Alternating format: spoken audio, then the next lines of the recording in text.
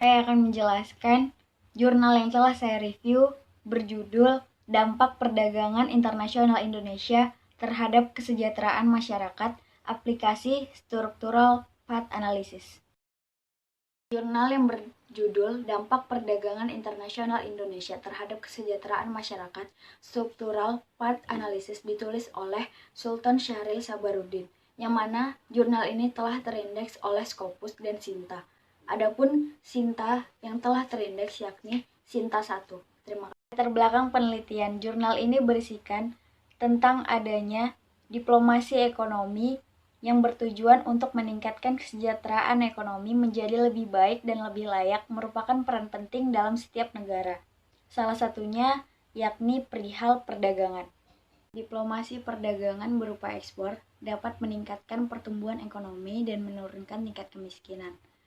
Faktor tak kalah penting dalam meningkatkan ekonomi juga terdapat pada produk domestik bruto atau PDB. PDB digunakan untuk memperkirakan seberapa besar kesejahteraan yang ada di masyarakat berdasarkan income atau pendapatannya. Jika kegiatan ekspor terus-menerus meningkat, maka pendapatan yang diperoleh masyarakat juga akan meningkat. Tetapi seiring berkembangnya zaman dan kemajuan teknologi pada era globalisasi ini, kegiatan impor juga terus-menerus meningkat sehingga mengakibatkan PDB mengalami penurunan. Oleh karenanya, perdagangan internasional selain dapat memberi keuntungan, mempercepat laju pertumbuhan ekonomi, juga dapat mempengaruhi neraca dagang. Perdagangan internasional menurut Syahril tahun 2013 meliputi beberapa aspek, diantaranya konsumsi, produksi, dan distribusi. Adanya perkembangan ilmu pengetahuan dan teknologi memunculkan 3 teori. Yang pertama, teori International Product Life Cycle. Yang kedua, teori Competitive Advantage. Yang ketiga, teori Hyper Competitive. Keterbukaan mengenai perekonomian yang terjadi dalam suatu negara merupakan alasan penting dalam meningkatkan perekonomian. Perdagangan internasional akan berjalan dengan lancar jika suatu negara mampu mengekspor komoditas produksi secara efisien dan meminimalisir komoditas impor secara efisien juga. Tujuan penelitian. Adapun tujuan penelitian yakni yang pertama, menganalisis hubungan suatu negara dengan negara lain dalam meningkatkan pertumbuhan ekonomi. Yang kedua, mengetahui secara spesifik jalur ataupun proses perdagangan internasional. Yang ketiga, mengetahui dampak perdagangan internasional Indonesia terhadap kesejahteraan masyarakat dilihat dari struktural path analysis. Teori yang digunakan. Teori penelitian ini meliputi perdagangan internasional membawa dampak dan ancaman yang besar bagi masyarakat jika suatu perekonomian bergantung dengan negara lain dan pasar modal internasional. Selain itu, teori yang digunakan dalam struktural path analysis terbagi menjadi 3 sektor. Yang pertama, pengaruh langsung, pengaruh total, dan yang terakhir pengaruh global. Yang saya tayangkan, terdapat kurva ataupun gambar yang meliputi jalur-jalur dari perdagangan internasional itu sendiri. Berdasarkan pengaruh langsung dari sektor I terhadap sektor J ditransmisikan melalui jalur dasar atau elementary path, ialah perubahan pendapatan ataupun produksi yang diubah ke melalui sektor J oleh perubahan pendapatan atau produksi di sektor I sebesar 1 satuan. Adapun pengaruh langsung dapat diukur sepanjang jalur dasar yang berisikan 1 panah maupun lebih dari 1 panah. Pada pengaruh total, menangkap pengaruh langsung sepanjang jalur dan pengaruh tidak langsung yang berhubungan dengan jalur tersebut atau sesuai dengan gambar tersebut. Sedangkan pada suatu jalur dasar tertentu atau P sama dengan I, J dari awal sektor I dan berakhir pada sektor J, pengaruh total ialah pengaruh yang tidak ditransmisikan dari sektor I ke sektor J di sepanjang jalur dasar P yang mana memasukkan semua efek tidak langsung. Sedangkan pada pengaruh global, Pengaruh global ataupun global influence atau EG dari simpul I ke simpul J mengukur dampak total pada pendapatan ataupun output dari simpul J yang diakibatkan perubahan satuan unit pada pendapatan atau output yang berada di simpul I. Pengaruh global memiliki nilai yang sama dengan penjumlahan dari seluruh pengaruh total yang ada di sepanjang jalur dasar yang menghubungkan simpul I dengan simpul J. Metode penelitian. Pengarang menggunakan metode penelitian yang pertama kuantitatif. Mengapa kuantitatif? Dikarenakan pengarang memaparkan secara jelas dan secara spesifik berdasarkan data-data yang diperoleh. Adapun data yang diperoleh yakni Sistem Neraca Sosial Ekonomi tahun 2008, yang mana lewat Sistem Neraca Sosial Ekonomi tahun 2008 kita dapat mengetahui sejauh mana dampak perdagangan internasional terhadap kesejahteraan masyarakat. Terus yang kedua ada Structural Path Analysis. Structural Path Analysis atau SPA ialah metode yang digunakan yang di dalamnya terdapat jalur yang berhubungan dengan satu sektor dengan sektor lain dalam sistem sosial ekonomi. Yang ketiga ada Rest of the World atau ROW, yang mana Rest of the World atau ROW segala transaksi perdagangan yang berhubungan dengan luar negeri dirangkum menjadi satu dalam neraca perdagangan luar negeri. Selain itu, Rest of the World atau ROW merupakan suatu sistem yang kerangka datanya telah komprehensif dan terintegrasi. Keempat, ada analisis melalui jalur komoditas ekspor dan komoditas impor. Analisis melalui jalur komoditas ekspor dan komoditas impor merupakan analisis dari seluruh aspek, baik dari pengaruh global, pengaruh total, dan pengaruh langsung yang memberikan dampak perdagangan internasional terhadap masyarakat. Adapun metode penelitian diinput atau dihasilkan dari data yang berdasarkan yang pertama, neraca faktor produksi, yang kedua, neraca institusi, yang ketiga, neraca produksi, dan yang keempat, neraca eksogen.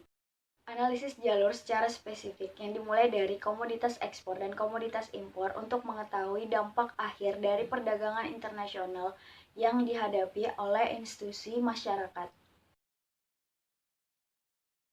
Adapun hasil atau temuan penelitian perdagangan internasional merupakan hal yang penting dilakukan oleh suatu negara dengan negara lain, yang dimana dengan melakukan perdagangan internasional, suatu negara akan mendapatkan keuntungan dan meningkatkan pertumbuhan ekonominya.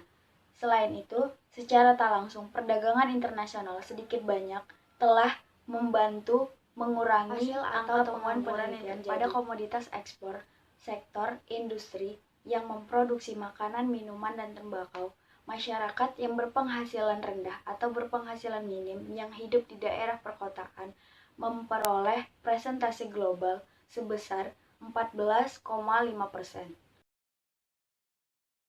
Sedangkan pada komoditas industri seperti halnya tekstil ataupun pakaian berdampak kepada masyarakat yang tinggal di daerah perkotaan yang berpenghasilan sedang ataupun menengah memperoleh presentasi global sebesar 32,3%. Selain itu, tentu ini akan berdampak kepada masyarakat yang tinggal di daerah pedesaan memperoleh penghasilan atau memperoleh presentasi global sebesar 24,7%. Pada industri kayu atau sektor industri yang memproduksi barang-barang yang berasal dari kayu berdampak kepada masyarakat yang tinggal di daerah perkotaan yang bukan bekerja sebagai seorang petani dan berpenghasilan minim atau rendah mengalami dampak yang begitu besar dari perdagangan internasional itu sendiri. Pada komoditas industri seperti percetakan, kertas, alat angkutan, dan berbagai barang yang berasal dari logam, adanya pengaruh ekspor terhadap kehidupan masyarakat berpengaruh besar dan sehingga menghasilkan persentase global sebesar 40,8%. Yang terakhir, industri komoditas kimia yang memproduksi seperti pupuk maupun semen berpengaruh atau berdampak kepada masyarakat yang berasal dari dua jalur. Jalur yang pertama yakni jalur tenaga kerja, yang kedua yakni jalur modal yang diberikan oleh pemerintah. Analisis jalur komoditas impor terhadap kesejahteraan masyarakat terbagi menjadi dua jalur. Adapun jalur yang pertama yakni jalur yang berasal dari faktor produksi, kemudian melewati jalur sektor perdagangan sebelum sampai kepada institusi atau sampai kepada masyarakat. Jalur ini merupakan komoditas di dalamnya dijual kembali tanpa adanya proses, yang mana jalur ini juga memperoleh pendapatan dari sektor perdagangan sebelum dijual ke pasar domestik melalui margin perdagangan. Faktor produksi yang berkaitan dengan proses ini yakni para pekerja atau para tenaga kerja, para pengusaha yang berpenghasilan menengah atau sedang yang tinggal di daerah perkotaan. Yang kedua, jalur yang menerima pajak dari pemerintah sebelum sampai kepada institusi rumah tangga ataupun masyarakat. Jalur ini merupakan adanya impor yang dilakukan oleh suatu negara, maka akan dikenakan tarif atau pajak, sebagaimana untuk menambah pendapatan negara, yang mana nantinya tarif tersebut akan diberikan kepada masyarakat yang berpenghasilan minim atau berpenghasilan rendah, bertujuan untuk meningkatkan kesejahteraan masyarakat dan bertujuan untuk meningkatkan taraf hidup masyarakat menjadi lebih baik dan lebih layak. Baiklah, telah sampai di kesimpulan. Adapun kesimpulan dari jurnal yang telah saya review, yakni perdagangan internasional merupakan transaksi yang dilakukan oleh suatu negara dengan negara lain yang bertujuan untuk meningkatkan pertumbuhan ekonomi. Selain itu, adanya perdagangan internasional juga diharapkan dapat menciptakan lapangan pekerjaan yang luas demi mengurangi angka pengangguran yang terjadi. Selain itu, adanya peningkatan pada komoditas ekspor dapat meningkatkan taraf hidup masyarakat menjadi lebih layak, dan adanya mengenai komoditas pertanian maupun komoditas industri yang berkaitan dengan jalur tenaga kerja. Adapun kesimpulan selanjutnya yakni perihal jalur komoditas impor terhadap kesejahteraan masyarakat berdasarkan sektor perdagangan. Komoditas impor telah banyak digunakan oleh berbagai sektor seperti halnya sektor produksi.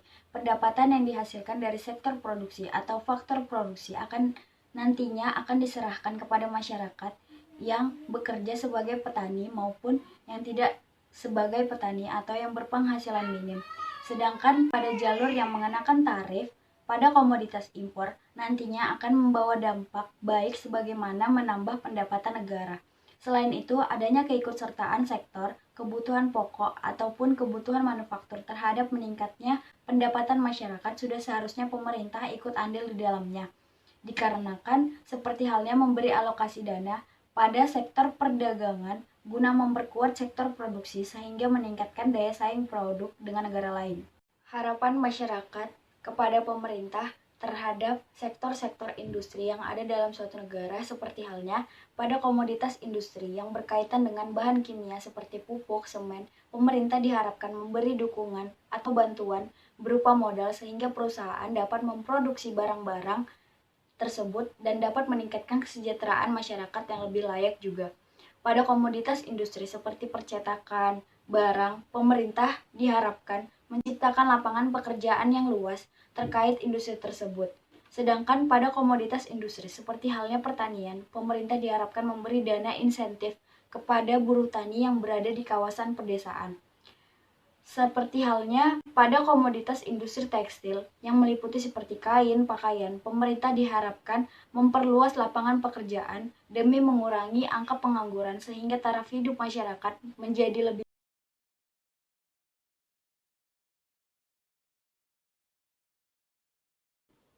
Baiklah, terima kasih. Wassalamualaikum warahmatullahi wabarakatuh.